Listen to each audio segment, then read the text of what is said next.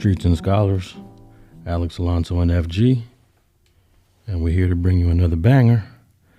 And we got to start off with a fact check from last week, FG. No doubt, man. I said that I couldn't remember the last time Philly won a Super Bowl, which I made it seem like it was 30 years ago or something, but actually it was only 5. I know, 2018, not too long ago. I think that was Super Bowl 52. And they spanked on the dynasty in that game. No doubt, man. And I think a lot of people remember that play, the Philly special that they ran, man, when Nick Foles caught the touchdown on the end zone. So, yeah, I misspoke. Well, I didn't technically misspoke. I didn't remember just the last time they did, but it was a lot sooner than I suggested it was. Yeah, I got hit up, man. I don't know, like yeah, they was all in my DMs from all angles. I guess those are all the diehard Philly fans, man. No doubt.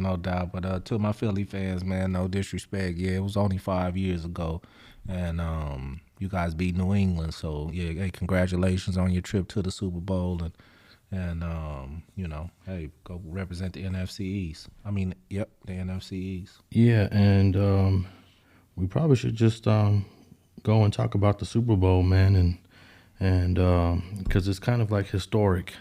No doubt. The Super Bowl is definitely historic for sports fans, or for football fans, should I say. You know, some people could care less, but at the same time, for us avid football fans, you know that Super Bowl means something to us, man. And, you know, we celebrate it like it's a holiday. So, hey, let's talk about it. Well, I think this Super Bowl is going to be especially special because we got two bros in the quarterback position, and we actually have two brothers one on each team, which is incredible. I don't know, like, I know that we got the Manning brothers, but they never played against each other.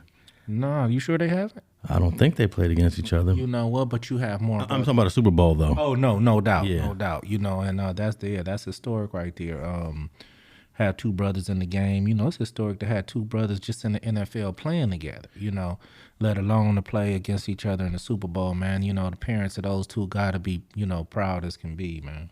Yeah, and this whole quarterback position, you know, I was doing a lot of research on this, and, you know, I was 17 years old watching Doug Williams throws passes for the Washington Redskins. No doubt. They don't even go by that name anymore. Yeah, I was watching that, though. You was watching that game? Yeah, no doubt. And a lot of people don't talk about this, and especially in the research I've been doing, but he was the backup to a quarterback named Jay Schrader, who got injured. You remember Jay Schrader, the white? Jay Schrader. Yeah, and then Doug Williams came. And in fact, if I remember correctly, Jay Schrader started that game, got injured in the first quarter, and Doug Williams took over the whole game. Now, let me ask you this. Was this 83? 88. It was 88? 88. Okay. This would have been January 88 when the Super Bowls were played in January. And I just remember being amazed, like, this bro is really doing it. And even back in 88, there were a few black quarterbacks, but most of them were running quarterbacks, you know, guys that didn't stay in the pocket. No doubt. And Doug Williams stood in the pocket. No, he stood in there, did his thing, and I definitely remember him, man, you know, and he definitely did his thing that year, man. I'm trying to remember if Randall Cunningham was out in 88, because I used to love watching Randall Cunningham, but he used to just run all over the place. No doubt, but he had an arm, though. Yeah, he did. He wasn't just a running quarterback. Yeah. He had an arm, you know, and he started to do it with his legs, you know, but yeah, I remember old Randall, he was over there in Philadelphia. Yeah. He was with the Eagles, man, and I definitely remember him, homie. A definite legend over there in Philadelphia. I don't think he ever made it to the big game, though. No, I don't think he did, but there's so many that didn't, you know what I mean? You need a team, you need the coach, and you need a franchise, you know, so it's so many great players that came up that never got the taste of, you know, even been there, you know, let alone victory, but even to make it there, man, you know, it's a lot of players that just didn't get an opportunity. Now, I want to play this clip where this retired NFL player talks about the lack of black quarterbacks. The only reason is because as he says, we weren't given the opportunity. Most of the time, you're told to change position. No doubt. And this really goes into the whole racist ideology of the game of football, because it's believed it cannot be led by a black person. It has to be led by a white person. But I can't take away the fact that there was some good white boys that played quarterback. I can't say that, Alex, that there was some decent, but like you say, wasn't given the opportunity. But was the main thing I heard. How many we never heard of? Yeah, you know? right. No, you got they didn't have a Negro as I'm saying Negro because I'm thinking of baseball, the Negro League. Right. There wasn't a black football league back in the day where they just got together and played their own games.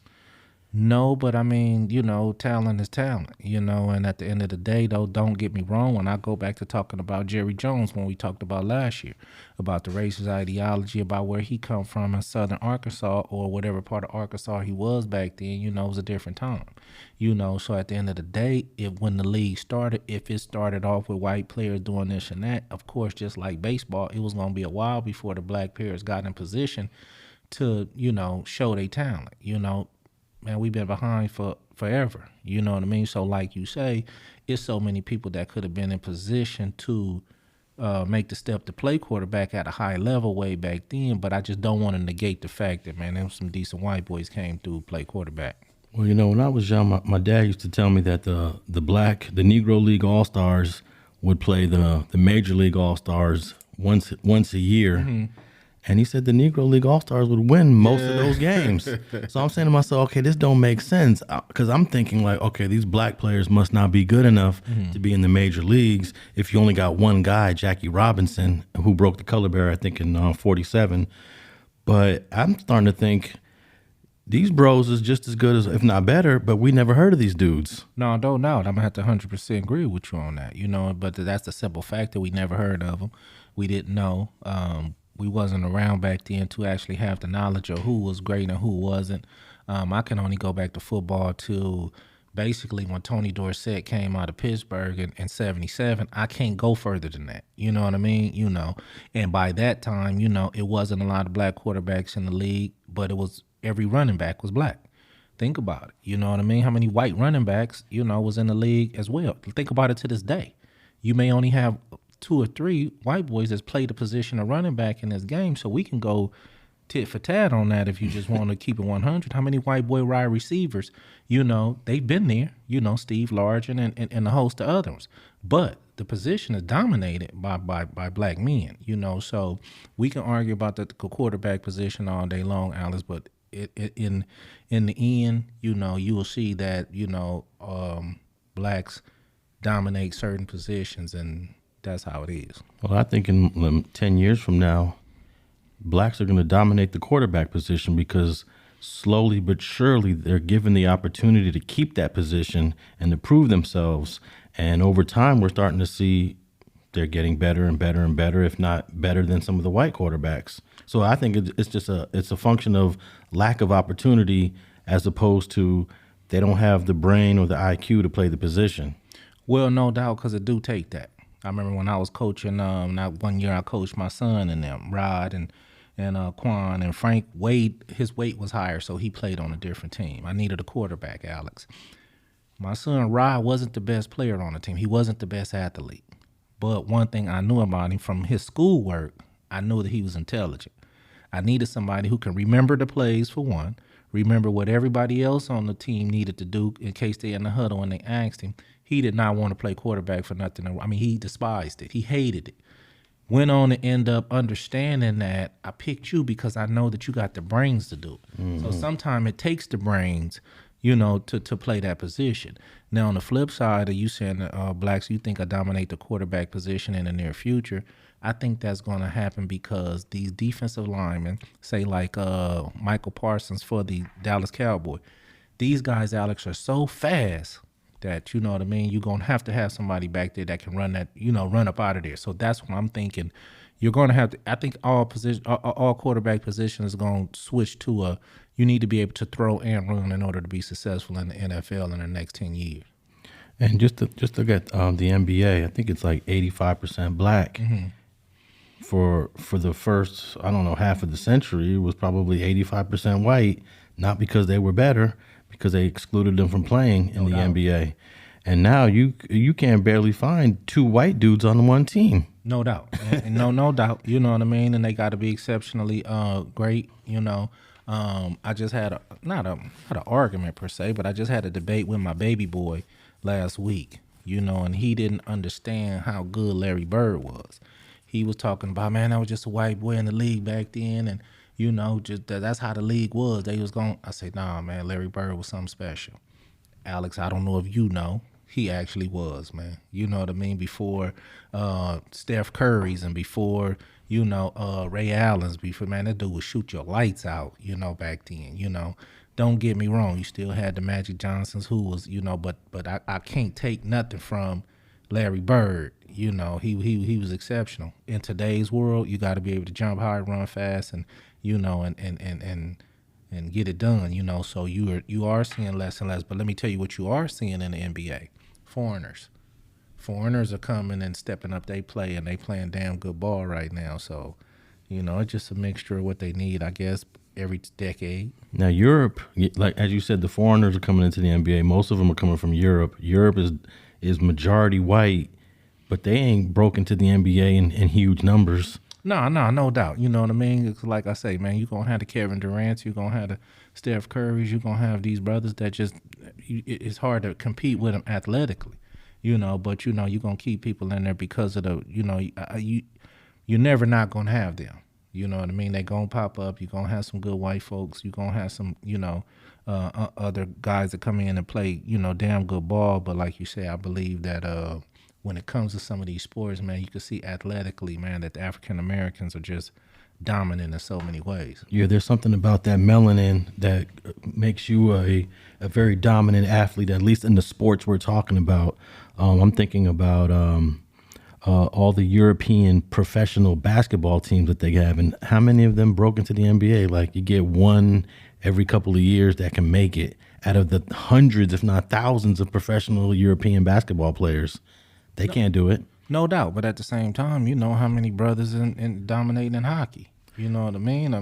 Shit, it's a give and take. It might be that might be a function of opportunity because we ain't got no ice to play this game every day. Most of the dominant hockey players either come from Minnesota, all the cold parts of the United States, or from Canada, where the whole country is ice.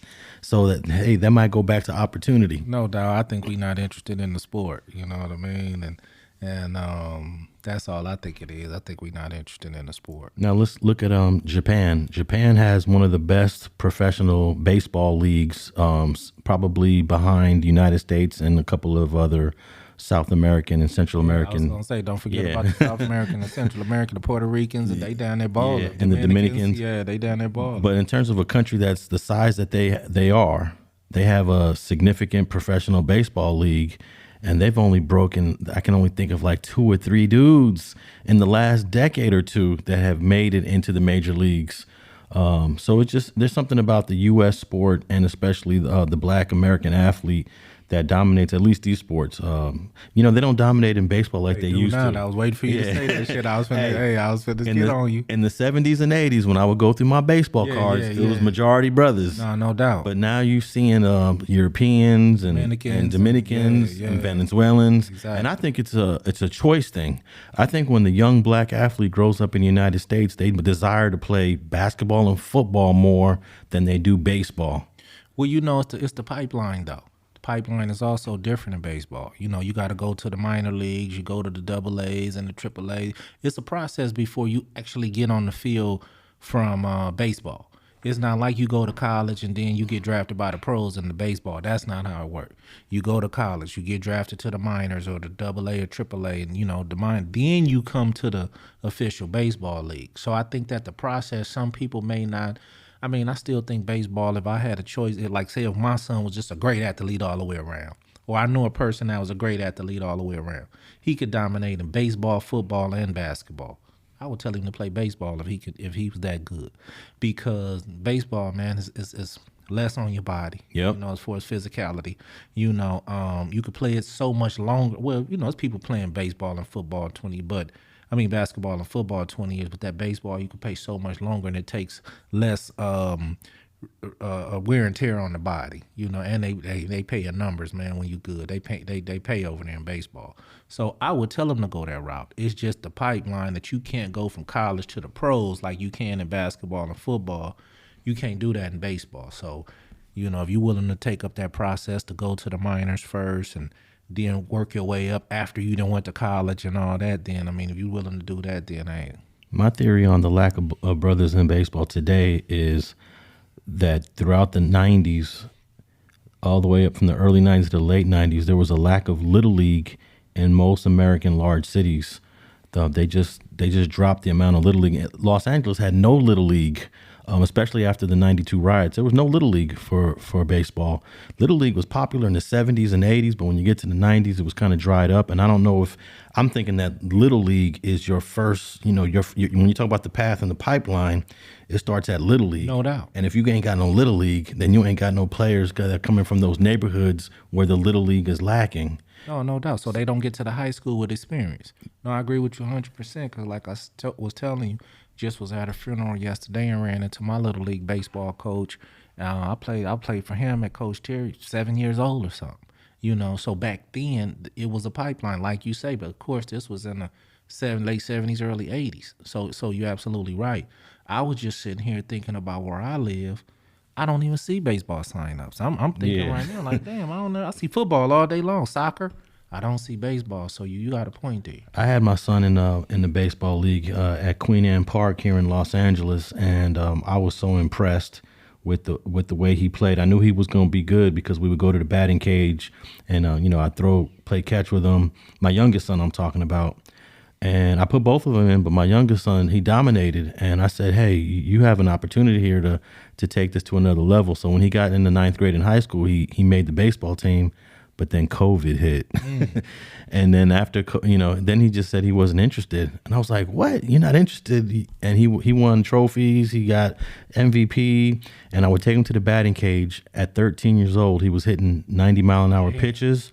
He was hitting the 90-mile-an-hour pitch pretty good, and that's when I started looking for little league, and I found one, but it was very hard to find little leagues. Damn. They're not dominating today like they did. And I would hear stories in Compton. People was playing baseball at Campanella Park. They were playing at Gonzalez Park. They were playing at Luders Park. I go driving around there and I don't see nobody playing baseball anymore. I just said I don't see no signups like you just said, man. So you're absolutely right, man. And it's unfortunate that he lost the love for it or lost the desire to play, man. Because I mean that baseball can get you some bread, man. No, for sure. And at least it can get you to college and exactly. Get an education. Yeah. But let me play this clip on the football game that's coming up in a couple of weeks. And this guy's going to talk about the history of black quarterbacks. Plenty of storylines. One of them involves the matchup of the two quarterbacks, Patrick Mahomes and Jalen Hurts. So when they take the field, a long-standing NFL barrier will be broken. Paula Tutman joins us live this afternoon to tell us a little bit more about that. Paula? Hey, Karen. Hi, everybody. You know what? You said it, storylines. I mean, these kinds of athletic events often have storylines. But this particular Super Bowl, chocked full of storylines. Brothers against brothers. Of course, we're talking about the Kelsey brothers. First time two brothers will ever face off against each other at a Super Bowl. And then brother against brother with these two black quarterbacks who will be starting and facing off against each other. And that one is really creating some goosebump moments. Super Bowl, baby. That's Super Bowl 21 and 25. Lee Rusan flashed both of his Super Bowl rings from his time with the New York Giants. And he is moved to tears when he thinks about the history being made by quarterbacks Jalen Hurts of the Philadelphia Eagles and Patrick Mahomes of the Kansas City Chiefs. I'm telling you right now, I'm very emotional right now. It's to actually think about it, it's really, really, really, life of impacting. He believes that this is history that needs to be talked about because barriers are still being broken. He has seen the sting of racism from the inside. When coaches once said blacks didn't have the acumen to do anything other than block. When it came to guys who were successful, African Americans who were successful in college, and they didn't get the opportunity in the NFL at all, and they were asked to change their position. Andy Hedden, who played for the Giants, and he was a big-time quarterback coming out of North Carolina. But when he went to Clemson, they moved him from quarterback to outside linebacker, and that happened all the time. I believe it's a historic moment, but all right, these are just people on the street. But I thought what he said, I'm not really familiar with Lou Rusen. He got 2 Super Bowl rings back in the day. But that was really a powerful point that he made there, that Hey, you could be the best in college, you could be the most dominant quarterback, but when you got to the league, they was like, hell, you're gonna change position, you're gonna play linebacker, you're gonna play cornerback, you're gonna play running back, you ain't playing quarterback. It's hard for me to agree with that. I do know situations of that where they ask them to go to a wide receiver, ask them to go to this, but I don't know no great ones that came out of college. Name me one great black quarterback that came out of college and they asked him to move. I know some exceptional quarterbacks that came out of college and they asked them because they were athletes to move the position. But like you say, they didn't ask Randall Cunningham to move his position. They didn't ask, they might have asked Mike Vick, but Mike Vick was a quarterback and they kept him as that. But I do know of quarterbacks that came out and they asked him to move the position. I be believing sometimes, Alex, I'm not going to sit here and say everything is about racism. I'm going to just be honest with you, dog. I can't say that. I believe some people were groomed different. I believe some of these quarterbacks that's African-American and they running quarterbacks as well, I don't think either one of the crafts are perfected. I don't think they running craft is perfected, and I don't think they throwing craft is perfected. That's why they get put on the back burner or get asked to move a position. You got dudes that come in that never ran before, so they had to perfect they throwing. They had to stand in that pocket because you can't run. If you think of some of the quarterbacks, not even just black quarterbacks, because now the white boys running too. You know what I mean? Justin Herbert over there at the Chargers and, many more. They'll use their legs to get up out of there. You got guys like Dak Prescott that can run, but he wants to stand in there and prove that he's a pocket passer. Dude, use what you got to use in order to get what you got to get. Yeah. So at the end of the day, when we go back and we really look at it, if you just be honest with it, go back and look at some of the black successful quarterbacks that ran, and see how many yards they threw. See if they threw 5,000 yards a season like Drew Brees did, like, only Brett Favre them did, like so many dudes did. You know what I mean? I believe the lack of opportunity was there. You know what I mean? But at the end of the day, some of these dudes is coming out of college right now. The Trevor Lawrences, some of these, Joe Burrow, man, these dudes coming out of college, Alex, going straight to the NFL and dominating, and they not using their legs doing it. I believe the pipeline comes from you not getting the opportunity way in high school because they putting a white boy in there over you. So that means you're not getting to college as a passer quarterback because you're not getting the opportunity. And so how you going to make it to the NFL if you never got the opportunity in high school? So I believe that once you get to the pros, now it's harder to compete, at that level of some of these white boy passers that's coming in here because you never got to do it way back in high school. You right about one thing. If we get more opportunity, we can be more successful. But that's in life as being a black man, period. If we get the opportunity to do everything more, we'll be successful. What about the black quarterback in college that had a great career but didn't get drafted or got drafted low and not given the opportunity? Like Jalen Hurts, he's a second-round draft pick. He ain't a first-rounder. Can you imagine how many third-round, fourth-round guys that maybe could have been a better professional athlete, but because they weren't given the opportunity?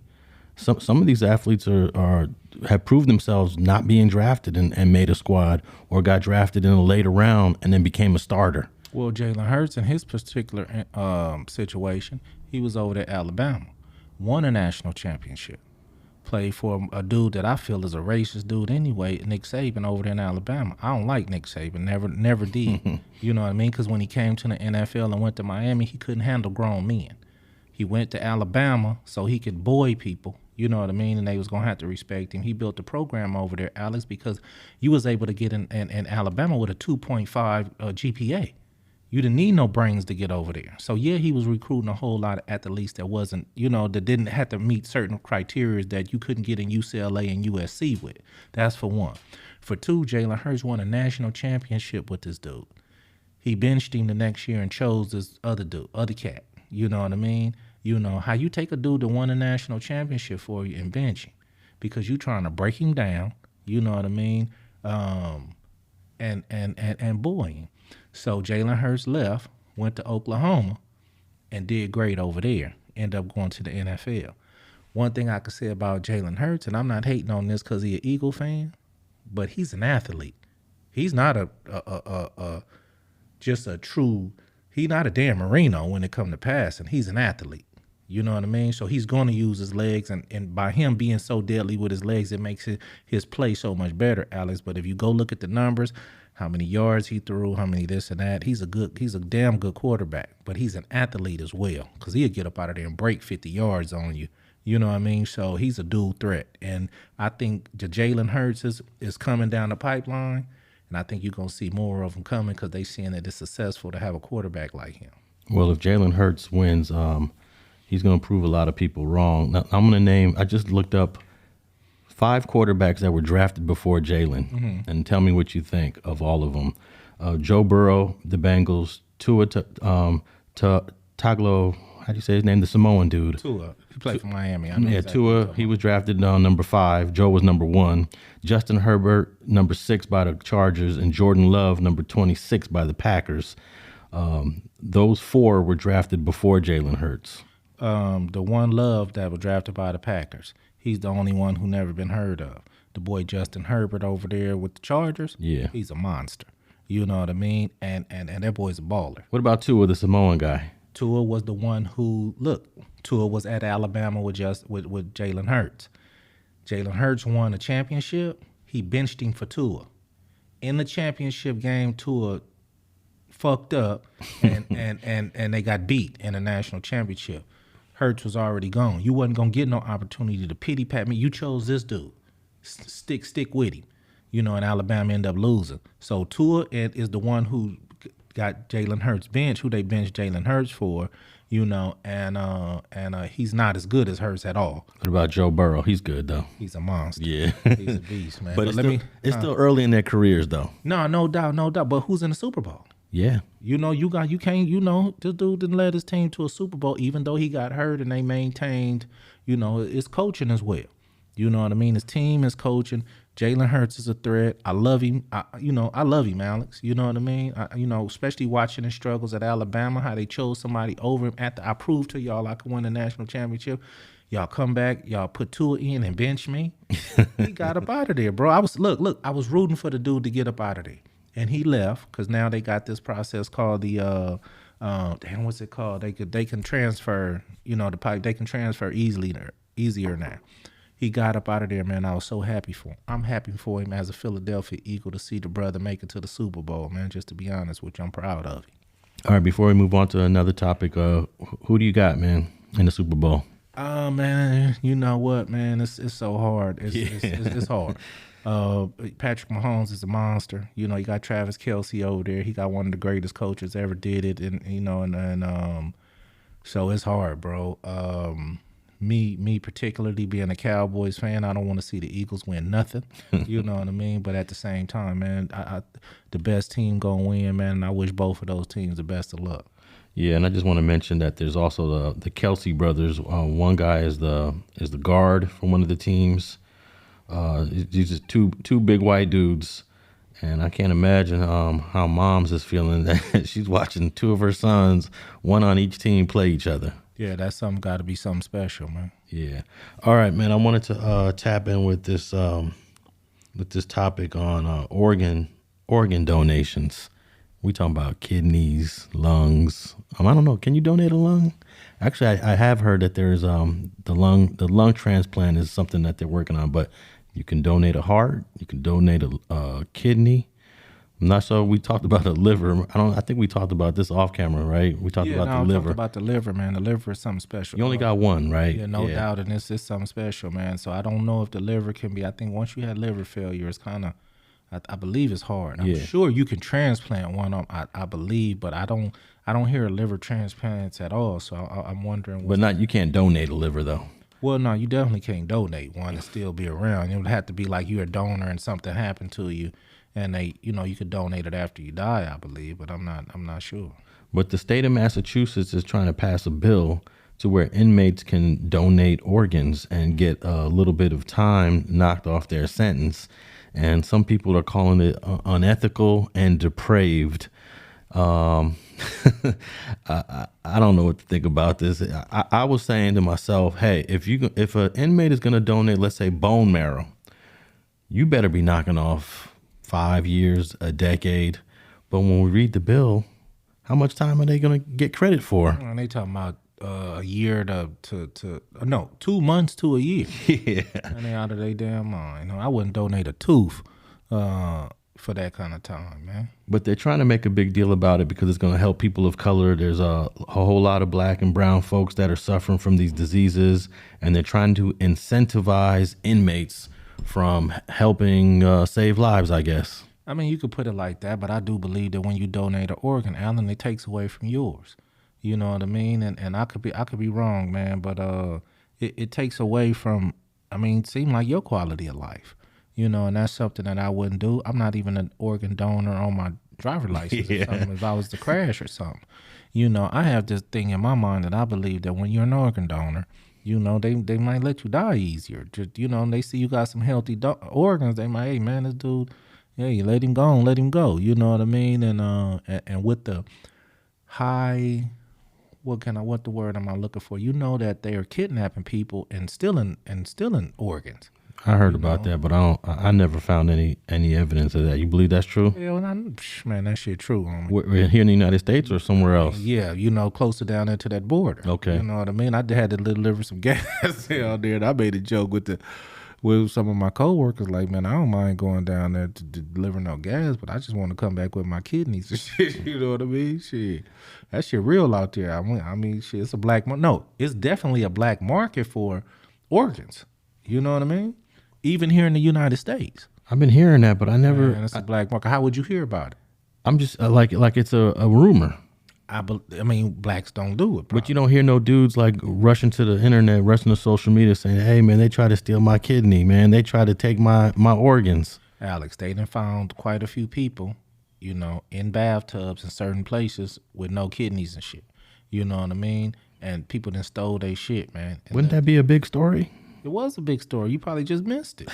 Man, this shit is going to watch when you Google that shit and check it out on your, when you off air. You're going to see, man, that it's a black market out there for organs. They had a big old news thing about this shit telling you that they not just kidnapping people for sex trafficking and shit. They getting organs, bro. You know what I mean? So now that they come get some time knocked off for your organs, I feel like, man, it's a bigger picture. Man, I'm not giving you nothing for no time knocked off. I would have to have a life sentence, man, and you say I'm finna come home in order to give you some of mine. That's just me. Give you a kidney or give you man, shit. Yeah, it does sound crazy. It says here under Bill 3822, passed by or submitted by the state of Massachusetts, incarcerated individuals can shave 2 months to 1 year off their prison sentence in exchange for bone marrow and organ donations, which does not seem like a fair trade. No doubt. Now, what's the bone marrow process? What are they actually? I'm not so familiar with the bone marrow process. What are they taking from you when they do a bone marrow transplant or something like that? Well, like you just said a moment ago, you're not a donor. My dad told me don't check that box on your driver's license either, because they will take your organs if you're in a life or death situation. So I don't know nothing about. I hear about bone marrow all the time, but I have no idea. I think they go into they inject a needle into your bone and pull out some of the elements from within the bone. But no, I don't know the process. But I do know it's tedious. Right. I do though believe 100% sure, man, that organs on the black market is a thing. Well, I would like for people to tap in. If your organs were attempted to be stolen, because basically if you steal someone's organ, that means you got to kill them, right? Even though you can survive with one kidney, are these people actually dying? Well, they done found a couple people down in southern United States. When I say southern, I'm Southern California in the United States that actually they found them alive when they found them. Or they missing their And organs. was missing their organs. See, I missed that story. Nah, man, just go do some research, man. It's big, and for me to even joke like that at the job, it was an insensitive joke, but I was sick. They knew that it wasn't a joke. They knew it was serious when you know moving around certain parts of the country, man. That organs are being stolen and took, and you are getting killed for organs. I do believe wholeheartedly that by being an organ donor, depending on who it is, say if a bank robber come from the bank, he done got shot by the police, he fighting for his life. They find out he an organ donor, man. What's the incentive to keep this dude alive when your liver and your kidney and your lungs and all this stuff is worth more than you? Oh, you just a petty bank robber. You know what I mean? I mean, me personally. I mean, somebody can come on here and say, man, FG, you wrong. But at the same time, I really believe that. No, I've been hearing about organ theft for years. I just ain't never seen the story. I mean, how many bodies have popped up on U.S. soil missing organs that, they didn't make it? That would be on the news, wouldn't it? It was on the news. You missed it? No, I missed that one too. Now listen, bro, go do some research on it. You probably stop going to San Diego if you hear the stories that, and I'm not blaming San Diego. I'm just being, because that's Southern California, but do some research. I do think that if it is actually happening, they probably don't want to publicize it as much to put the fear in the people. They want to make, I guess they want to try to put that under wraps or sweep it under the rug if it's something that's actually happening. Well, when you go to these 2020 documentaries and shit like that, man, they give you a whole, we got the internet now. You know what I mean? I'm really encouraging you to go look at it and check out a couple documentaries on what's really going on with organs for sale.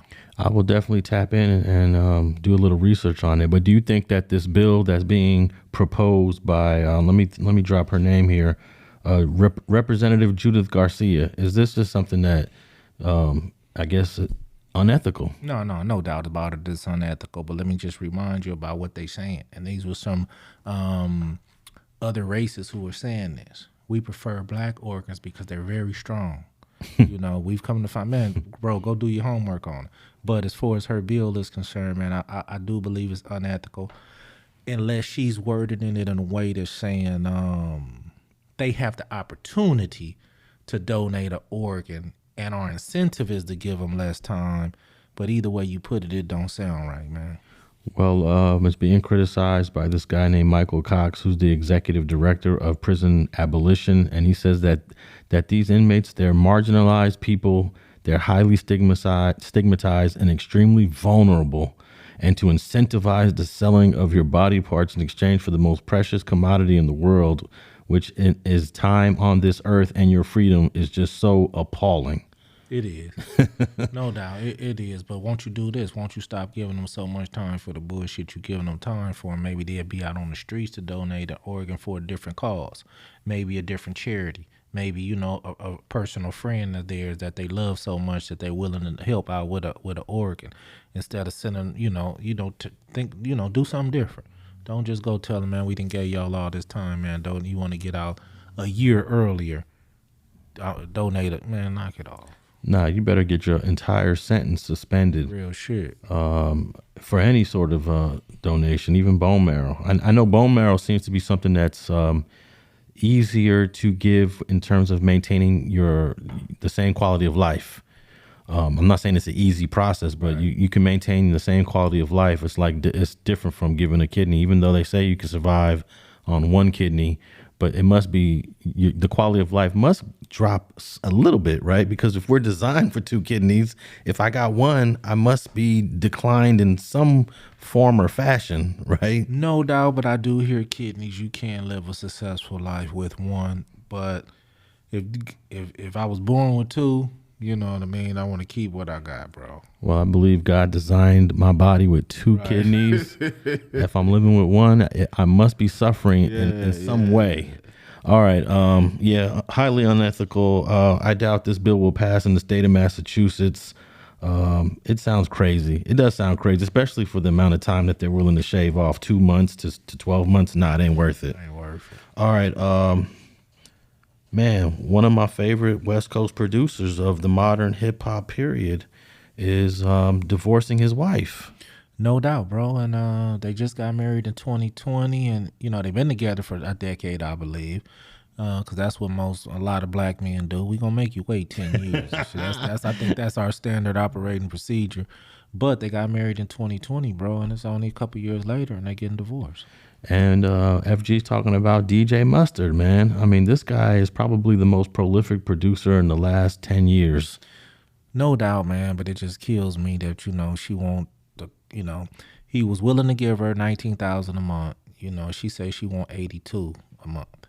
And that's the shit that break my heart, man. If you even this kind of person that, I feel if somebody coming at you like that, bro, I feel you married the wrong person. You know what I mean? Where and anywhere the $20,000 a month is not enough. Well, I'm sure there's a certain lifestyle that she was living. And one of the reasons, well, no, she was asking for more. She was, 80,000, right? She was asking for 80. Yeah, 82. Yeah. 82,000 a month. And when they put up his annual earnings, 82,000 a month is like pennies. I don't know. Add up 82,000 times 12. That's a lot of money, bro. Yeah, but his annual earnings is $1 million a year. Yeah, okay. His annual they got him making $10 million in 2020. So okay, that's about $1 million, just under $1 million. So that's 10% of his salary. Technically, it's not, because after taxes, you don't take all that shit home. Yeah, that's true. That's true. After taxes, you bringing home what, $6 million? Yeah. $7 million. And she want $1 million of that. Yeah. Let me do the math on that real quick, because even though 80,000 a month sounds ridiculous to request, when it's coming from somebody who's making $10 million a year, I think that 80,000 is definitely a dent in his wallet. And I don't believe that he's making that every year. Yeah. He might have had a couple decent years where he's made some money, but you got to take it in advantage. What did you make in over a year for the last 5 years? It might not be 10 million a year, and just to ask for that kind of money, man, after this man didn't agree to give you 19,000 a month, now they do have 3 kids, you got to take that into consideration. It was some form of prenup involved. I don't know the details of it, but hey, man, I'm gonna say it's cheaper to keep her. Well, she was not successful in getting that 82,000, but at the end of the day, they both agreed. It says here they reached an agreement for $18,342 a month, which is a nice amount of money to live off of. That's a little bit more than council person Kevin De Leon gets every month. He gets that $17,000. No doubt. So let's see, $18,342 is going to come out to $220,000 a year. Oh, that's it? That's not too bad. No, that ain't too bad. $220,000 a year. That ain't too bad at all. Nah, but you know what's different? When we talked about Dre's divorce, Dr. Dre, his divorce came with she gets houses, she gets cars, in addition to the money. Yeah. But it didn't. Based on what we read here, and his wife's name is Thierry, Thierry. Based on here, it doesn't seem like they're dividing anything else other than that's probably in the in the prenup that she signed. All she's gonna get is the $18,000 a month. I don't think that's too bad. But when you think about it, $220,000 and their lifestyle, she was living the lifestyle of a millionaire. Now she's gonna be living it as $100,000. Yeah, but let's be honest with you. A guy to make $10 million a year, like I say, he's really only coming to the house with 65 of it. $6,500,000 of it. You making investments. It's not like he have that cash just sitting up. You got to make that money. Reinvest that money, for one, in order to be successful, and for two, not to be taxed on it so much. So they could have been still living, modest lifestyles, but at the same time, she want to ball out, after she, I don't know, Alex. I think that these situations make brothers reluctant and hesitant to even want to get married in the first place. Well, I sit here and say all the time about it, and you sit here and talk about love and devotion and one wife, and it's all beautiful, but at the end of the day, man, when you get super successful, man, you really kind of see, just like for her seeking 80-some thousand a month, to me is disrespectful. You know what I mean? You didn't make one beat. You know what I mean? You had 3 kids, man, and our kids live good. They're gonna continue to live good because just because I give you $19,000 a month, that still don't mean I'm gonna not be buying my kids cars and doing stuff for graduation or taking them on trips, and you know what I mean? That's just what you gonna get. You know what I mean? You know, I'm never gonna let my kids down. You know, women get divorced and feel like they, this is my money. No, this is not your money. This is supposed to be child support. I know women that get child support and be like, no, he still need to take care of his kids. Well, what's the child support for? Oh, that's for me. No, it's not for you. That's called child support. And this is a mentality that some women have that I know personally, Alex, that say this shit, child support, that's my money. He still need to do stuff for his kids. Technically, child support is for you to do something for your kids. It's just real men ain't finna count that. And when you go somewhere with me, or if I want to buy you a dirt bike or a car or something like that, I'm not counting that what I give your mom. But for real, child support is just that, for the child. Well, they agreed to a joint custody, and I think when you're as the husband, as the man, when you get joint custody, that reduces the amount of money that you got to pay to the ex-wife. No doubt. So I always tell men, if you're in this situation, get joint custody because it'll reduce the amount of money you have to give your ex. True that, but I know a few people that got divorced recently, some good friends of mine, and what they did was, if you get, like you say, the joint custody, but you keep the kid 3.5 days a week and she keep the kids 3.5 days a week, when the income is even, you don't even have to pay child support because you got the kid 50% of the time, 51% of the time. And if you can negotiate with that with your ex, because some exes will say, okay, you're going to keep the kid 3 days a week, 3.5 days a week, and get them to school and do all that and blah, blah, blah. I'll take that. Don't owe me nothing for the peace of mind that I'm going to get for those 3 days where I can do me. I can relax. I can just chill, or I can hold, or whatever I'm into. You know what I mean? So I know people that took that route as well. When you get to talk about this big money people, though, it's always the other wanting the significant bread because of this lifestyle I'm supposed to be awarded, because you were successful. Now, I wonder what compelled DJ Mustard, because he's the one that filed divorce. When you look at Los Angeles County Divorce Court, these divorces are being filed by women like 80 to 85% of the time. No doubt. Men don't usually file for divorce. It's like 10 doubt. to 15%. So this brother, after being with her for 8 years and only married her 2 years later, why is he filing for divorce? You know what, man? He probably knew it was a bad decision when he did it. He could have got pressured into it when he did it. Then once she got married, women change after they get married, Alex. I'm going to just be honest with you, bro. Women change. And I'm telling some of my homies before they get married. My cousin just got married just this weekend in Jamaica. I was supposed to be there for my birthday. Wasn't able to make it, but he just got married. I wish him all the best, and I wish him all the luck, And I'm just not a super proponent of marriage like I used to be. You know what I mean? And things are seem like they going so sour. It's not like back in the, 50s, 60s, and 70s where you got married and people just stayed together through thick and thin, good and bad, and made the marriage work. You know what I mean? Nowadays, people are getting married, and the first one or two arguments they get into, well, it's over, And the institution of marriage should be taken, more with more respect and love and honor than that, But we seeing it happen all the time. People getting married, a couple years later, it's over. Yeah, I don't know here. Mustard posted, we've shared 12 years together, so I'm sure y'all can respect this ain't an easy issue. We just ask for privacy. I'm human with kids old enough to read. If y'all can't respect us, at least respect that. Man, 12 years, but only married for 2. That's kind of a bizarre combination. Okay, 12 years married for 2.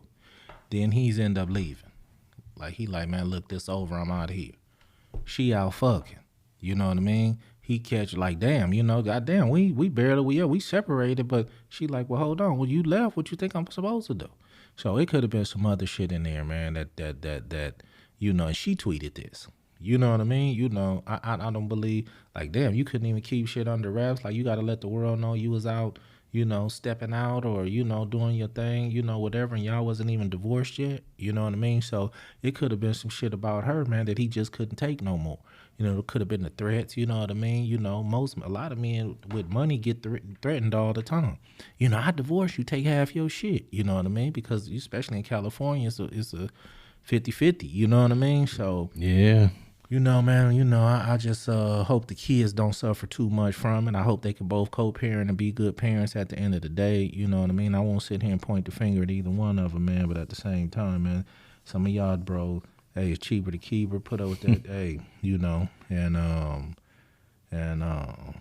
man, save your bread.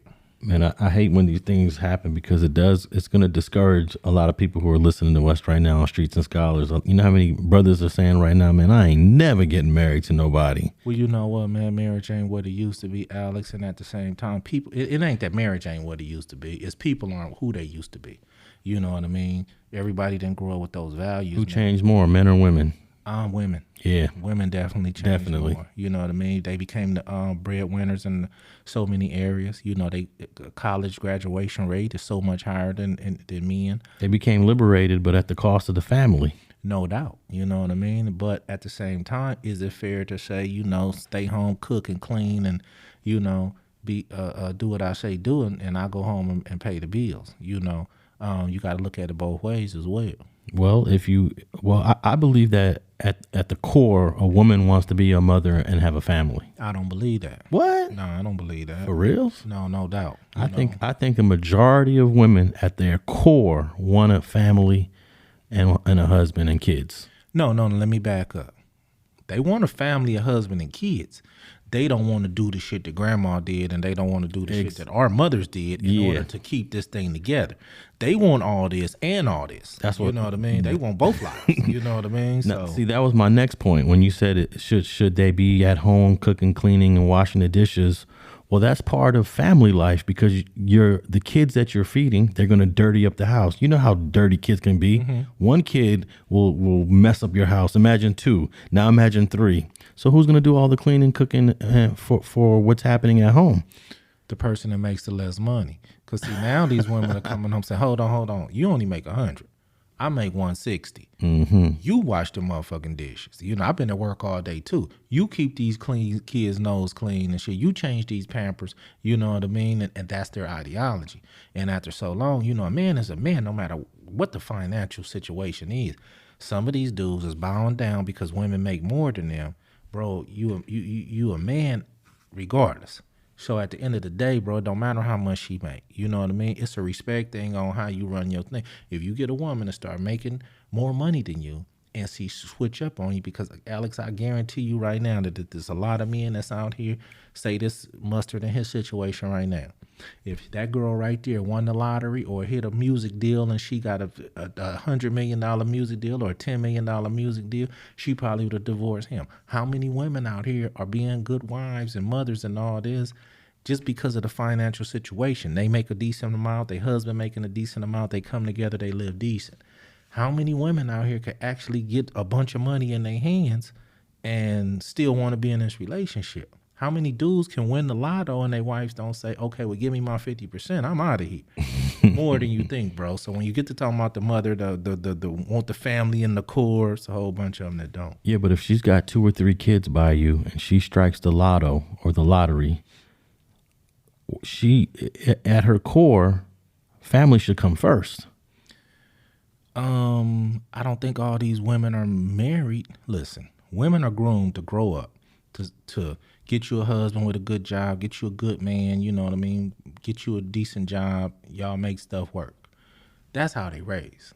You know what I mean? At the end of the day, though, a lot of them, Alex, just like this. I heard this thing the other day to say, why trying to catch your man cheat when you can't even pay all the bills? You know what I mean? So a whole lot of these women out here, bro, are just in a situation. Or how many females that's in a situation and they can't leave because they can't financially leave? You know how many marriages are just holding on because these 2 people need both of these incomes to survive? Man, that's a toxic situation to be in, bro, especially for a female. You know what I mean? To know that I can't leave because as high as mortgage rates, I mean, how much houses cost, especially in California, how much, it costs to pay bills now. bro, some people are locked into relationships because of the financial situation. I believe it's more than we think, not love. Yeah, but I think a lot of people is choosing wrong.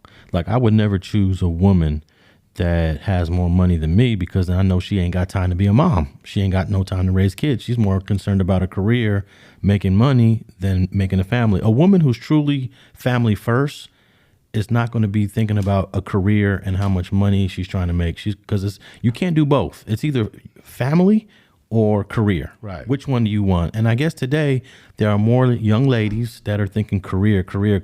Right. But hey, you just got to weed them out and say, okay, she's family, she's career. And men just got to choose better.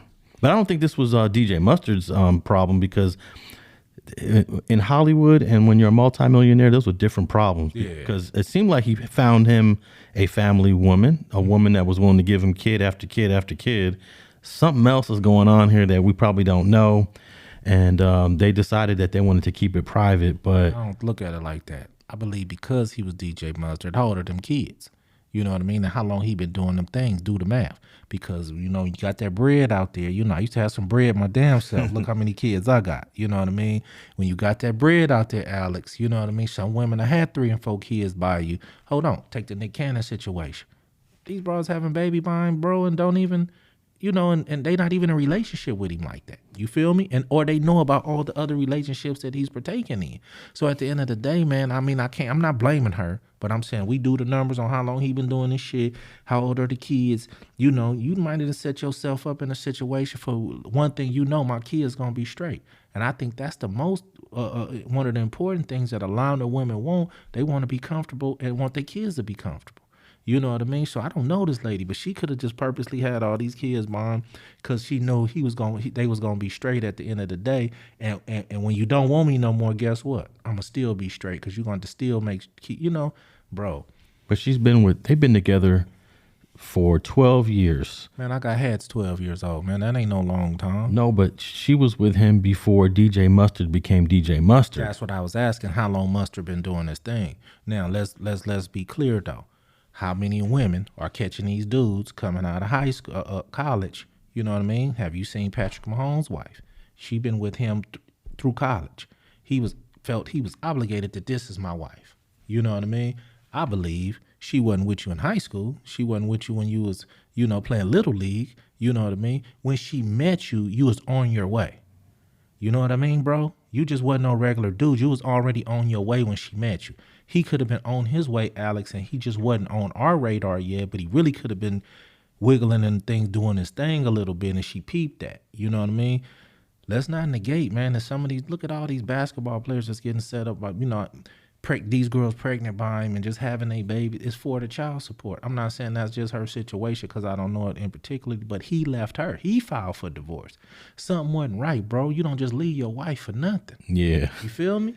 So, but he going to have to pay for it, man. But one thing about it, I respect that he got his kids by one woman. I don't know if he have any other kids by anybody else, but, you know, he got 3 kids by one woman, man. I respect that. At least maybe only have to cut one check, and he'll be all right. Yeah, he should bounce back. His 3 kids, Kylan, Connor, and Cody, yeah, they're all by her, Miss Theory. And it's just unfortunate that they couldn't figure out a way to mend whatever mistakes were made for the kids at least. And then when they get 18 years old, 19, and then you guys can go your own ways because the family comes first. Now these kids are seeing their parents bickering, fighting over money, fighting over legal fees. And what kind of message and what kind of example are you now setting for these 3 kids? No doubt. You're 100% right. But at the same time, I do believe in my heart wholeheartedly, Alex, that if you're not happy, bro, move on. Don't waste no more years waiting. Bro, you got to move on. We only got so much time on this earth. Peace come rare. You got to take it when you can get it. But we wake up any day of the week. You can just wake up not feeling happy. You know, I mean, that's just part of life. You just got to figure it out. If you pick this person to have 3 kids with, to have a family with, unless she was out there hoeing. Okay, but what if she was? Okay. And he the type of dude, I'm not finna put that out there. Yeah. And the reason she came on Instagram and said, well, he's tripping because I stepped out after he left. What, they were still married for one. she could just be lining up for him if he ever came to say, no, she was fucking in our marriage. You know what I mean? So she trying to say after he, it could be so much. Why would you throw that out there?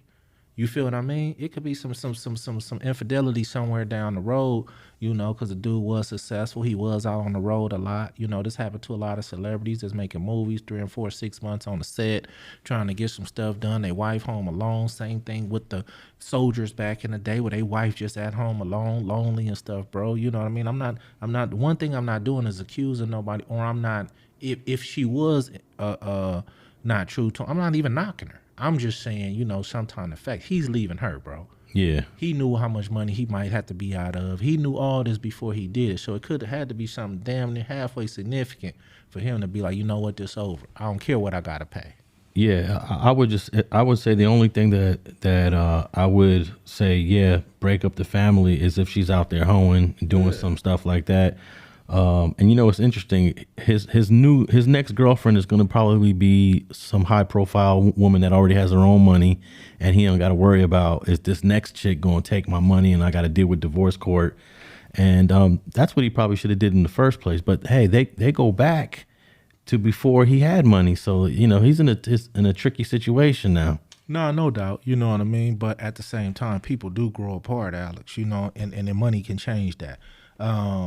Not that it's purposely done. It's just at the same time, sometimes you can notice some stuff that was different. Once the money come, you can see what a person really is. You know what I mean? So, we don't know all the dynamics of it, man. But I just, like you said, I wish them kids the best. They do have joint custody, so the kids will get to still see their mother and father, bro. They won't be the first, unfortunately, to see their parents break up, But, hey, I wish the kids the best. Man, we could talk about this topic for like a whole hour, man. 2 hours to get on, man. Yeah. Hey, do you think he'll marry again? Is he going to be the type of dude that just has a failed marriage after failed marriage like Kanye West? I think Kanye West just got married again. Or is he going to be like, I ain't never marrying nobody again? I believe that a lot of people are nowadays, period, aren't getting married because it don't take, a certificate or, God to solidify a relationship, especially when it's one-sided financially. Being Affleck and J-Lo just got remarried again, and they've been married 5, 6, 7 times a piece. It seems like, but some people, that's what they do. Mustard, I think he won't get married again. Yeah, and I think a lot of us also try to compare what celebrities are doing. I don't think celebrity marriages and relationships are the way for an example to look at what someone's doing to say, okay, whether or not this is good for me. We just can't compare our lives to J-Lo and Ben Affleck, who are probably worth $300-400 million because they date differently. They do relationships differently. No, I got you, bro. It's not normal the way they do relationships. But I was a little surprised to hear that Kanye West just married a chick out of nowhere recently. Yeah, well, I mean, hey, if he had her sign the prenup, which I'm sure he did, bro, you know what I mean? And she might get the same $1 million or $2 million if they was something that won't even hurt him at all. Hey, man, I don't care what they do, man.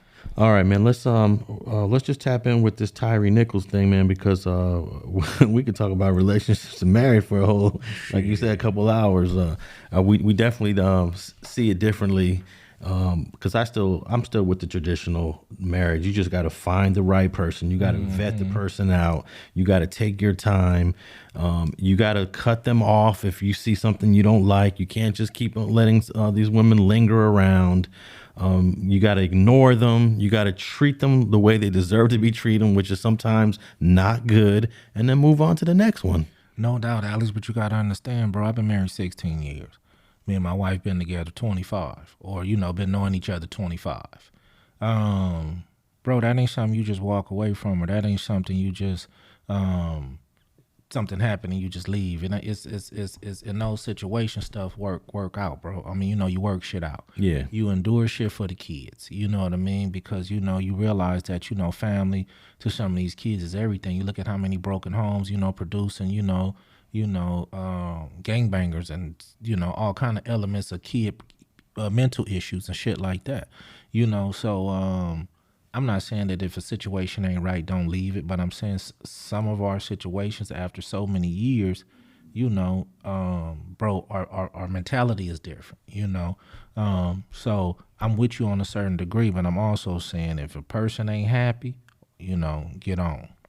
That's what California has. The you can divorce for irreconcilable differences. That just mean I ain't feeling her no more. I ain't feeling her no more. You know what I mean? All right, hey man, we got to talk about Tyre Nichols, man. Let's do that. This dude, man, I was avoiding watching the video. Most of the time I avoided, but you know, since we're doing this episode, I had to tap in with the video, man. And this dude was just butchered, man. It reminded me of Rodney King. It wasn't a shooting. They didn't shoot the guy. They literally beat this man to death. Yeah, they definitely did that, man. No doubt. The supposed to been a traffic stop. It started off violent. So, you know, what their mentality was, what they had on their mind, what they thought, I just don't know. But it started off crazy. Now, I heard some people saying that he ran. Now, we talked about a couple of these situations where a dude runs, and then, of course, the police chase after you, and we know what happens after that. But this guy didn't initially run. He got out the car, and they was aggressive from the jump, and I think his running was survival mode. I need to get out of here because these people are just crazy. Right. So I don't judge him running the way I would judge some of the other situations that we talked about and analyzed before. He was already being assaulted. He was already being beat. And I didn't even see any justification for any of those officers for putting hands on him when they had him in the car. No doubt. But even after he ran, Alex, he didn't have a gun. He didn't have drugs, bro. He didn't have a knife. You don't deserve no ass whooping like that. I mean, you know, a couple rib shots or something like that, bro. You know what I mean? But come on, man, that excessive force, you know, they so used to doing it, and it's just coming to light. They've been doing this shit for years, and it's just starting to come to light. These body cams are actually working to a certain degree. Yeah, but it ain't stopping these cops from doing what we want them to stop doing. It doesn't seem like they have any fear of assaulting people and crossing the line into criminal activity. Because just like the cops that you seen in this video, most of them didn't even have a body camera on, so they could turn that shit off. You know what I mean? It's just the one dude did. You know what I mean? And it's a prime example of everything else in life. You're gonna keep doing that shit until you get caught. You heard of other people getting caught? Shit, that ain't me. I'm gonna keep selling this dope. I ain't got caught, that's them. I'm gonna keep robbing them banks. I ain't get caught, that's them. And they ain't no different from the police, bro. I'm gonna keep whooping these dudes' ass. And them other dudes that got caught, but we've been doing this shit right for a long time. And they just finally got hit, bro. Now, one thing I like that I've seen happen here in the city of Memphis is that these officers got terminated and charged without no long, lengthy investigation, we're going to be transparent and we're going to look at all the evidence, give us a couple of years, or we're going to investigate it and we're going to make sure that everyone is held accountable, get back to us in about 18 months. This was immediate and swift. I think this is all within 30 days. These officers are charged, arrested, charged, and fired. No doubt. But that's the thing about it.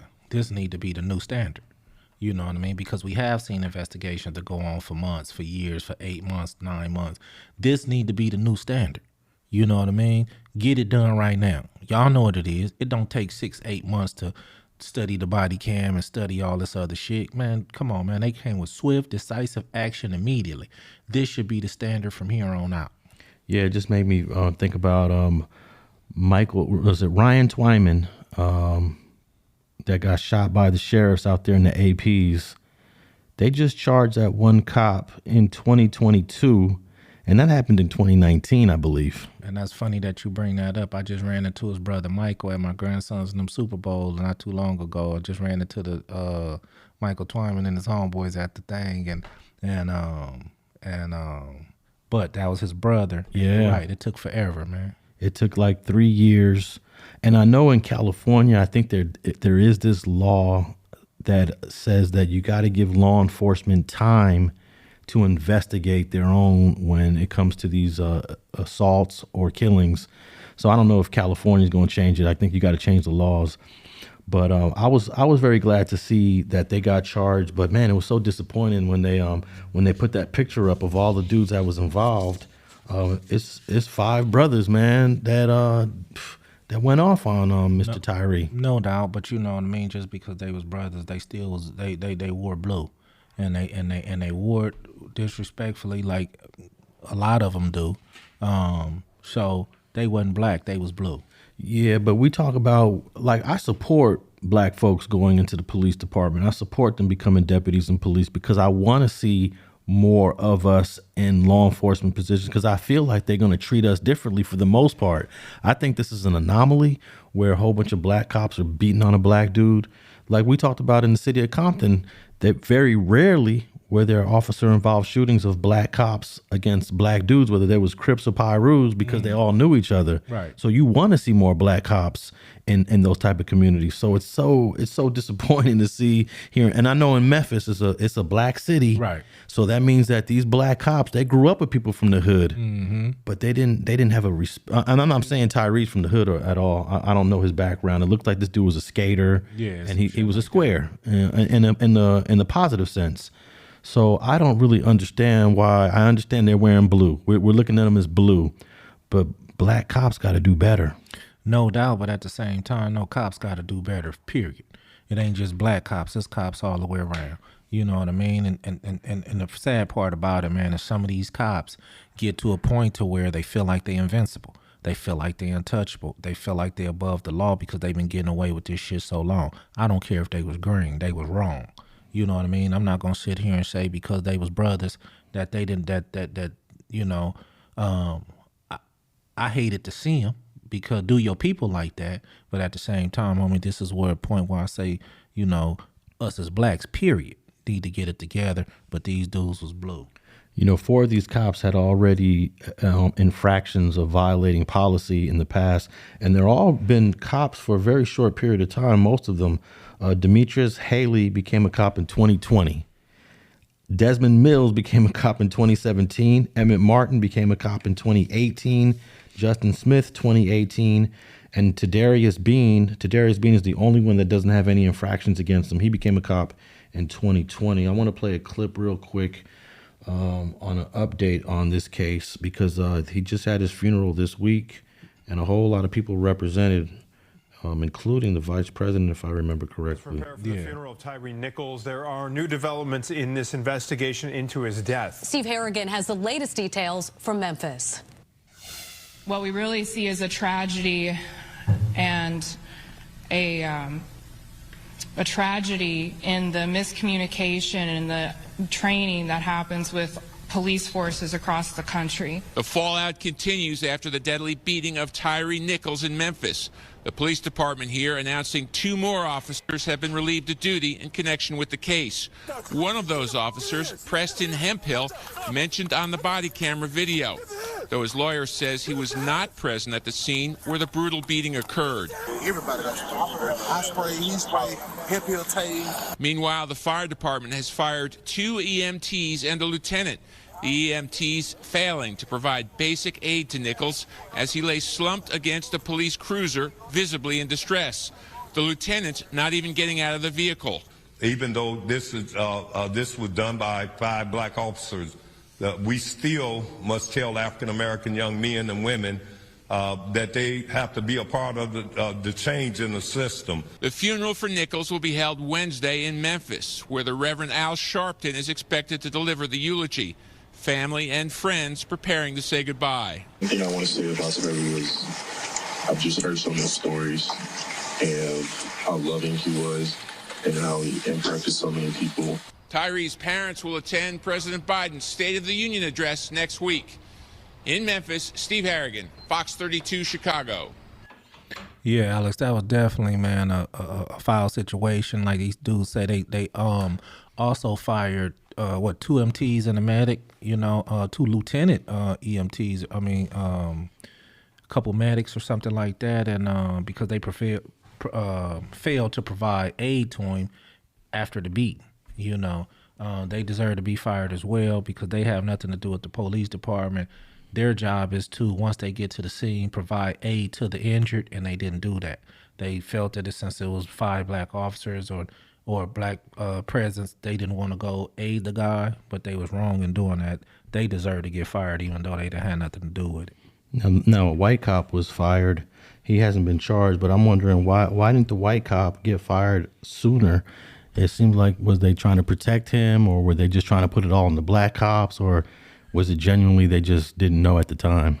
Well, I don't think he was there at the beating. You know, he stayed, if you look at the video, him and another black officer stayed at the scene where the car was left for a very long time. Other officers came and they told them he ran that way, and other officers went and found him and caught him.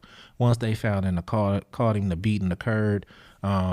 So they may just be fired him just based on a certain neglect that maybe he didn't do something procedure-wise he wasn't supposed to do. But he was the one that was, you heard him yelling and cursing. They kind of beeped him. They beeped out what he was saying, but I don't know if he was saying nigga or something. Yeah. Now, I don't know if he was saying that, but it could have been something, you know. But I don't think he was, like I say, involved in the initial beating that helped this man die. So that's probably why they didn't charge him. Now, there was a rumor that one of these officers, Demetrius Haley, is linked to Tyre Nichols through his ex-girlfriend or ex-wife. I'm just calling it a rumor because the father quickly denied it in some interview. But sometimes you always hear these bizarre connections. That they're saying Demetrius Haley and Tyre Nichols. Tyre Nichols was dating Demetrius Haley's ex, and that maybe there was some sort of animosity there, but that's just a rumor. Have you heard about this crazy rumor? I didn't hear that one, but I heard a rumor about the Memphis Police were in some of them were part of a police gang. Oh, Scorpion. Scorpion. Yeah, They all had the same tattoos, and they all had the same. So we go back to, we talked about the Linwood Vikings. We talked about police gangs here in California that Lee Baca and them went down over in the LA County Jail. This shit is going around the country that these police is involved in gang activity, you know, and how can you win under those circumstances?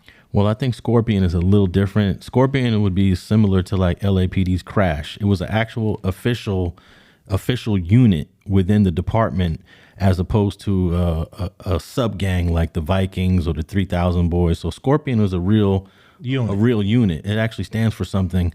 But nevertheless, these gang units, whether Crash had to get disbanded because they were just so abusive and they was out of control. So Scorpion probably took on those same sort of attributes of, we're going to operate outside the law. No doubt. We're allowed to push the envelope a little further. Right. Why? Because we're Scorpion cops. And of course, the Memphis PD quickly disbanded it. It was a gang, man. Yeah, I got you. No, but I it's a gang because I've always thought that Crash, Community Resources Against Street Hoodlums, that's what Crash stood for. I didn't know that. Yeah, I didn't know that. And Scorpion got some other weird acronym as well. Yeah. So they do. Crash would have been an official. That was an official gang, where these other ones like the Vikings and the Grim Reapers, they're unofficial gangs. But man, it's terrible. Like I don't even like watching these videos, but I gotta watch them if I'm gonna speak on them. That one was extra disturbing for me to watch. It was extra disturbing for me to watch, Alex, but it's messed up for me to have to keep it 100, you know. And in the 100 sense of it, when I watched it, put your motherfucking hands behind your back, bro. They asked the dude to lay on the ground. He said, I am on the ground. They said, lay on your stomach. He never did that. You know what I mean? Some of the commands that they were giving him, he never gave. This on the initial stop. You know what I mean? They hadn't started just beating your ass yet. I don't see what the problem is, for one, for y'all to able to get his hands behind his back. I'm starting to see that this is some kind of problem, or maybe y'all don't want to in order to initiate the ass whooping. But, bro, roll on your stomach, put your hands behind your back, let these people cuff you and make it easy on you and everybody else. You know, how far this would have went if he would have really just complied with law enforcement as well. You know, I don't know if he had been drinking. I can't say that he, you know, I've heard nothing about drug use. I've heard nothing about none of that. But I did watch the video. And I did watch enough of the video while they giving you commands. You sitting up saying, bro, what did I didn't even do nothing.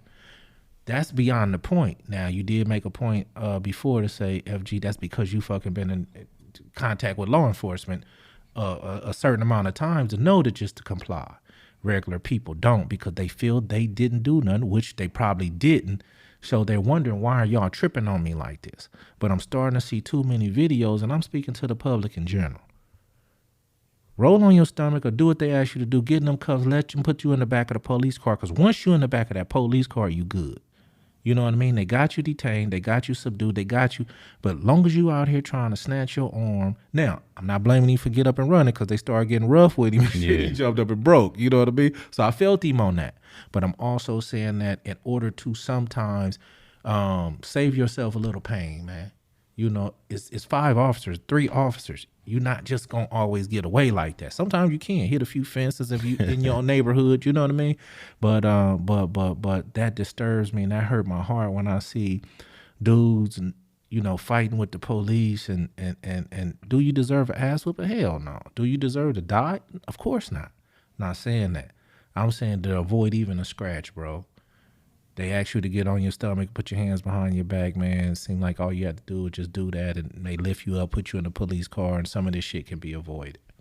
Well, I don't think he did anything wrong in the sense of some of these others that we looked at, because he looked confused when he was sitting in the car. He looked confused. He looked confused when he was on the ground. He didn't look like he was about to knock out some cops and assault them or try to grab their gun or anything like that. No, he didn't. So I think the cops escalated it from the very beginning. They didn't even have any sort of way to communicate with this guy. They got to say to themselves, okay, maybe he's high, maybe he's on drugs, maybe he's mental, maybe he's having a crisis. They just went to, let's whip his ass. They didn't give a fuck about none of that. Yeah. I agree with you on that 100%. Maybe he couldn't comprehend because he was overwhelmed with something that he haven't been involved in before. Maybe he was so overwhelmed with what the fuck is y'all doing that he couldn't comply to the commands. I'm not saying that, I'm not victim blaming. You know what I mean, at all. These cops are 100% wrong for that, the way they even put him out the car in the first place. I'm speaking to the listeners that I'm seeing time and time again where you getting commands from officers and you're not comprehending what they saying due to whatever it is. And the situation, you end up getting your ass whooped. I'm trying to save you from an ass whooping. You know what I mean? That's all I'm trying to do. Well, they got the FBI is going to investigate this and see if they violated his civil rights, which I completely believe they did, even though he may not have complied the way FG wanted him to comply. It shouldn't have been followed up with an ass whooping as brutal as they gave it to him. Okay, well, let me put it in this context then. You know what I mean? I get what you're saying about, what I'm implying. I'm saying that if the boy wouldn't have died, this probably would have never been known nowhere. He probably would still got his ass whooped and been just as fucked up as he was today with no repercussions or nothing, because it never would have got on the news. Had he not have just died, had he just would have kept his breath, and he'd have just been in there with an ass whooping, he would have went through them same circumstances. This boy had to die in order for the public to even see what was going on.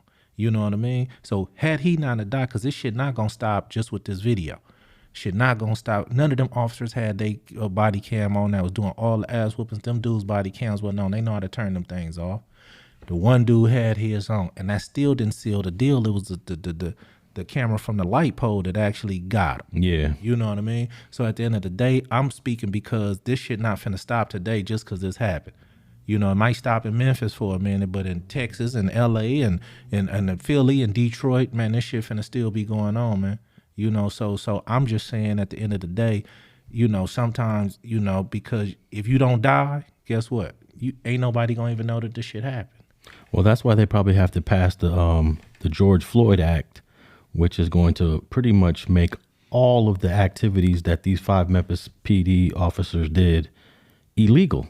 And that's going to make police officers in other cities say, damn, if I don't stop my partner from kicking his ass, right. I'm going to get charged. Right. I'm going to get indicted. Right now, there's no such law, but that's in the George Floyd Act along with a whole bunch of other things. And I believe that if you see your partner whipping ass to the point that it's excessive and you realize that, you need to stop your officer and say, hey, hold up.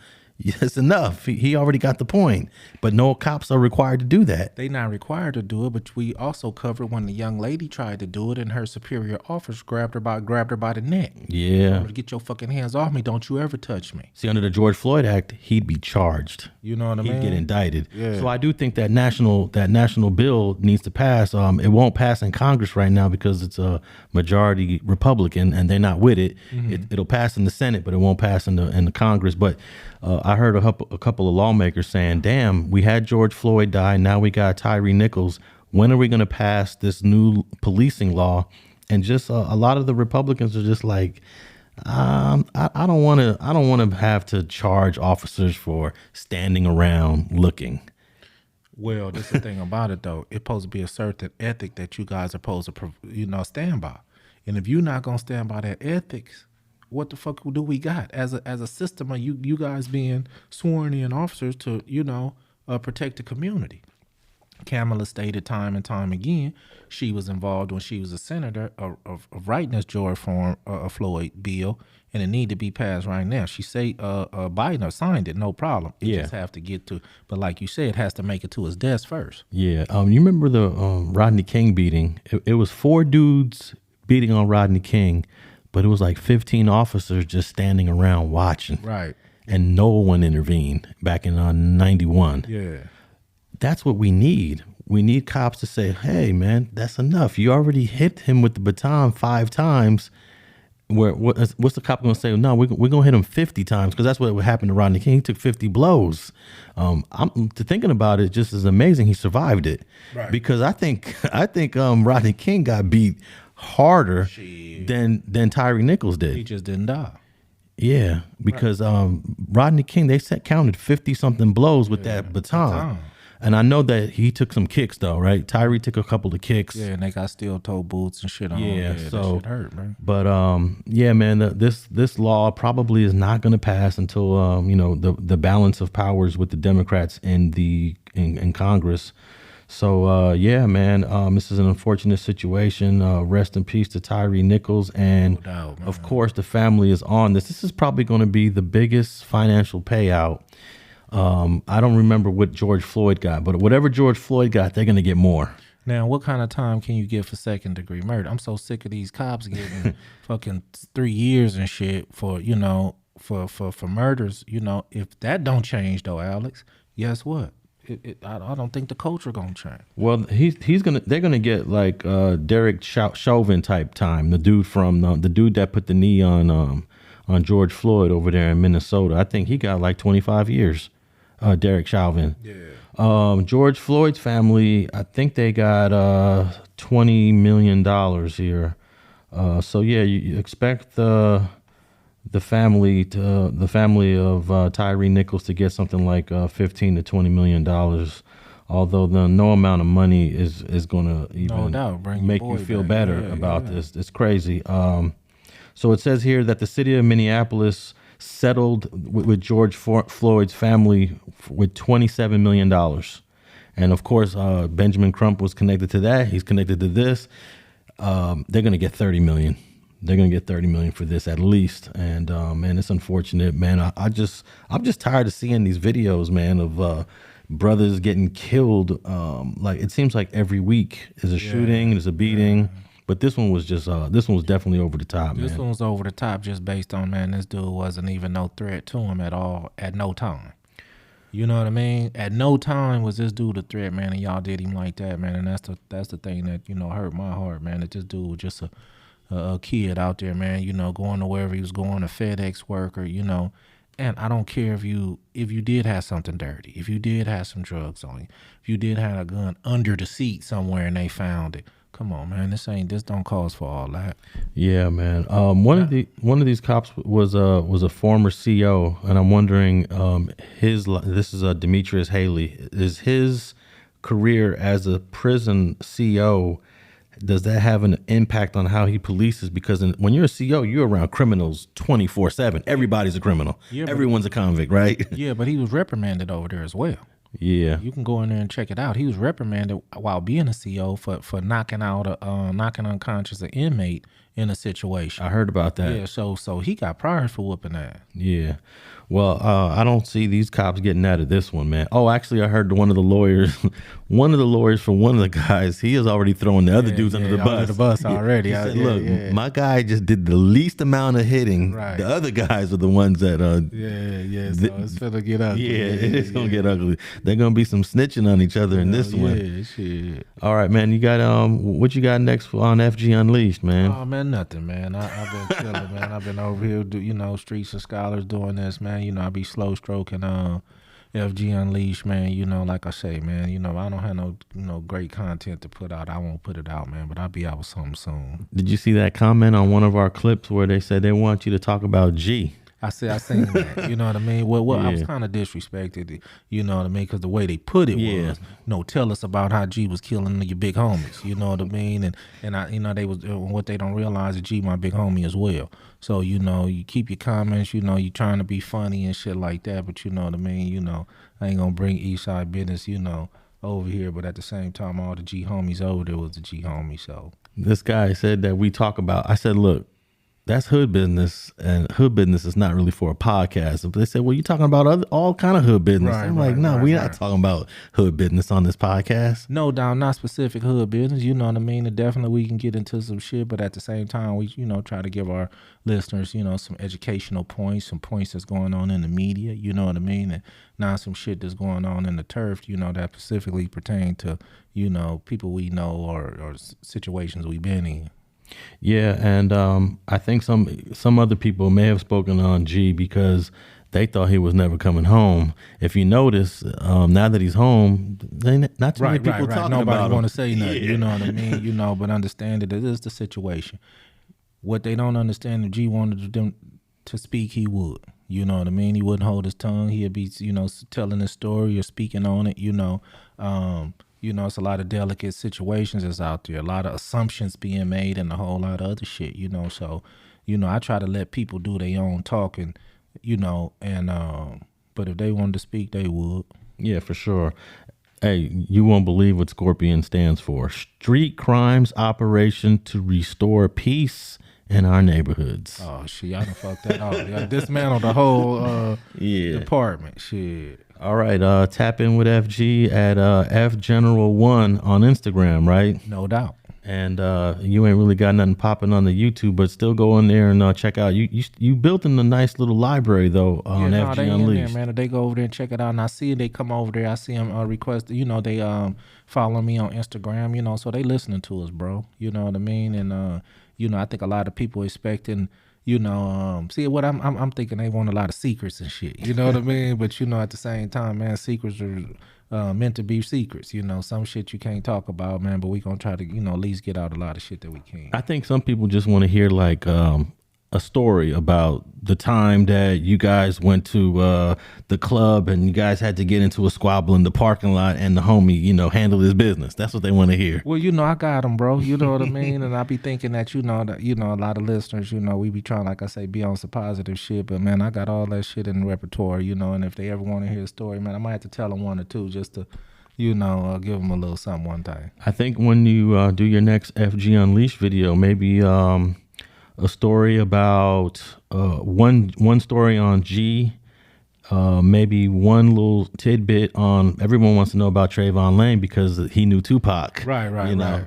Maybe one story on him and maybe how the first time you saw Stanley Pitts walking around the neighborhood, maybe the way he handled himself and walked around, because it seemed like Stanley Pitts is like the George Washington of the east side of Compton. Shit, man, that was G homie, man. Them dudes was really with the shit back then, And that's the crazy part. A lot of people don't understand. And like I say, it's a lot of people, Alex, that come in the streets and scholars. They don't even understand. I could tell they don't know who I am like that. They know I'm Alex co-host. You know what I mean? They don't know that. You know what I mean? I come up off that notorious east side homie, been raised by legends. You know what I mean? I've been around them. I talk to them. I deal with them. I see a lot of the comments when people talk, and a lot of times I laugh because they don't have no idea that I could pick up the phone and call the dude that they talking about right now. And you was around for the entire death row period. No doubt. You know what I mean? So at the same time, like I say, being involved in a lot of stuff. You know, I navigate through the way I talk. You know what I mean? So, you know, but at the same time, like, man, I'm gonna have to throw them something out there so they can really see what it is and what it was. Yeah, definitely. So go tap in with FG. Hit him up in the Instagram DM and tell him what you want to hear. But I mean, that was a little rude and disrespectful comment. Talk about how he was knocking off people. Come on, man. We don't talk about stuff. Especially friends of mine. Yeah. You know what I mean? They was talking about friends of mine, man. And like I said, I didn't even comment back to it. They thought they was being funny. You know what I mean? But like I say, when you talk about somebody who knew everybody that they talking about, you know what I mean? Come on, man. You know, knock it off. Yeah, for sure. And make sure you tap in with the Streets and Scholars Instagram page. That's streets.and.scholars. And if you're listening to us on Apple, go over there and leave us a comment, question, or review, and rate the podcast. And if you're listening to us on any other platform, iHeart, Google, or Spotify, go ahead and follow the Streets and Scholars podcast. And thanks for tapping in with another fire episode of Streets and Scholars.